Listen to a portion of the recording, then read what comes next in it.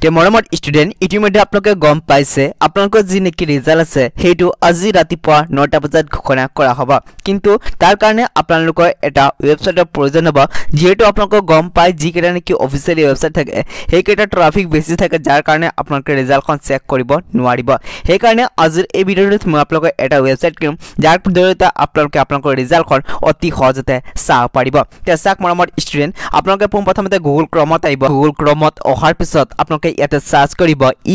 EXAM exam SARKARI सरकारी RESULT result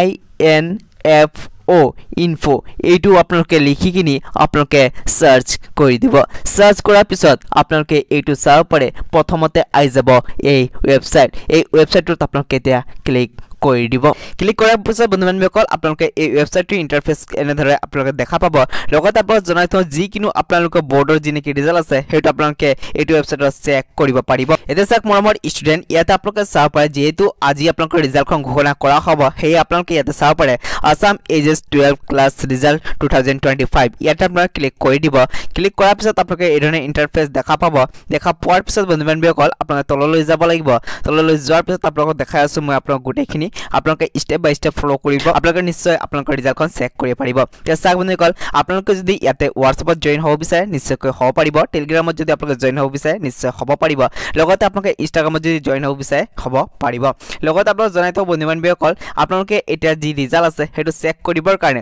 ইয়াতে আপোনালোকে চাব পাৰে লিংক 1 আৰু লিংক 2 দুটা আপোনালোক দিয়া হৈছে যোনটো নেকি আপোনালোকৰ 9টা বজাৰ লগে লগে এক্টিভ হৈ যাব আৰু আপোনালোকে লগে লগে আপোনালোকৰ যি নেকি ৰিজাল্ট আছে হেতু চেক কৰিব পাৰিব লগতে আপোনালোক জনাই থওঁ যদি আপোনালোকে এতিয়ালৈকে ক্লাস 10 ৰ ৰিজাল্ট চেক কৰা নাই তেতিয়ালে আপোনালোকে ইয়াতে লিংক হেয়াৰত ক্লিক কৰি কিনি আপোনালোকে ক্লাস 10 ৰ যি নেকি ৰিজাল্ট আছে হেতু চেক কৰিব পাৰিব এটা চাওক আপোনালোকে যদি এইচএছ 12 ৰ যি নেকি ৰিজাল্ট আছে হেতু চেক কৰিব বিচাৰে তেতিয়ালে আপোনালোকে লিংক 1 বা লিংক 2 যিকোনো এটা ক্লিক কৰি দিব তে চাওক মৰমৰ ষ্টুডেন্ট যেতিয়া আপোনালোকে লিংক 1 বা লিংক 2 যেটা নেকি ক্লিক কৰিব তাৰ পিছত আপোনালোকে ইয়াতে ইন্টাৰ ৰোল যি নেকি আপোনালোকৰ ৰোল আছে হেতু ইয়াতে দিব লগতে যি নেকি আপোনালোকৰ নাম্বাৰটো আছে হেতু ইয়াতে দিব লগতে আপোনালোকৰ যি নেকি ৰেজিষ্ট্ৰেচন নম্বৰ আছে হেতু আপোনালোকে ইয়াতে দি দিব লগতে আপোনালোকৰ ৰেজিষ্ট্ৰেচন নম্বৰ ইয়াৰ আপোনালোকে ইয়াতে দি দিব দিয়াৰ পিছত আপোনালোকে ইয়াতে গোত ক্লিক কৰি দিব গোত ক্লিক কৰাৰ পিছত আপোনালোকৰ যি নেকি ৰিজাল্ট আছে হেতু আহি যাব আৰু আপোনালোকে ইয়াতে আপোনালোকৰ ৰিজাল্টখন চাব পাৰিব